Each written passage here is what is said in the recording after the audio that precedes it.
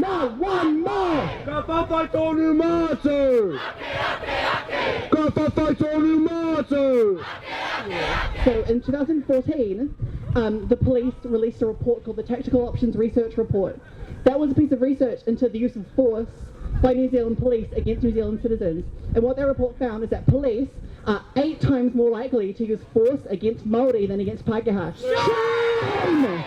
New Zealand police are 20% of the people who they taser are experiencing a mental health crisis. Shame!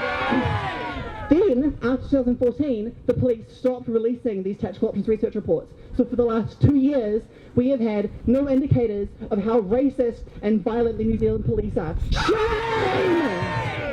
What we do know is that Māori are 7 times more likely to receive a custodial sentence, that's prison or home detention, than Pākehā are. Shame! And so what we see is that the police have a racist tactic of targeting Māori and not Pākehā, and Māori are the ones who are funneled into New Zealand prisons. Shame! And so when we see them marching alongside us, calling themselves our friends, we have to remember that they are racist and violent, and we will not be silent! Prisons are violent! We won't be silent! Prisons are violent! We won't be silent! Prisons are violent! We won't be silent! Prisons are violent! We won't be silent! A lot of the kōrero around suggest that this is some kind of mistake or mishap, or, you know, that the policies of the government are failing. And I think if you look at it on an individual basis and you see the oppressions that are meted out to people, especially Māori, it does look like, oh, you know, maybe the system is failing. However, I would like to argue against that, and I think on the kaupapa of decolonisation, we need to see that this system has been built deliberately to be racist, to oppress everyone, but specifically Māori. I'm really here to give my love and solidarity to all the whānau over the years who have lost time with their loved ones inside.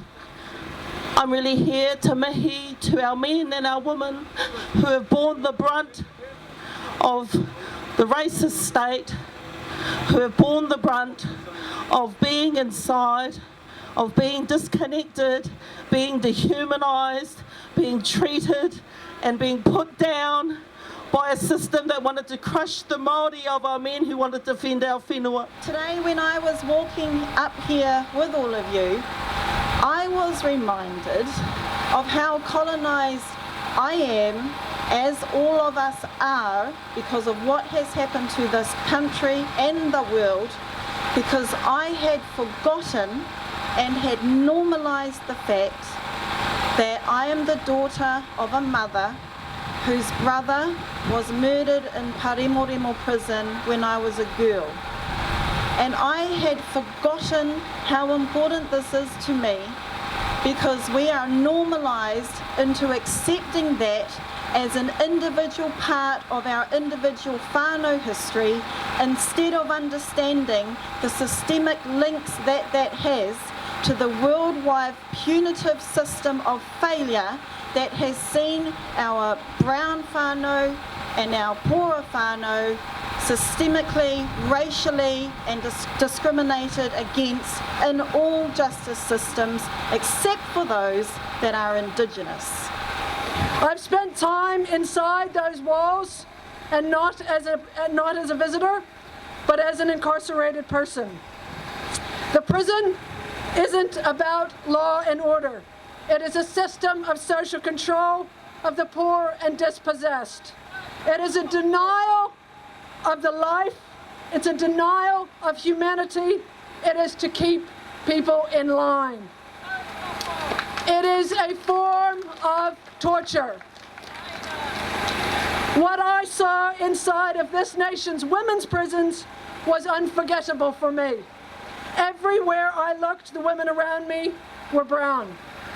They were overwhelmingly Māori. And today they are the fastest growing segment of the prison population. It is one thing to read the statistics.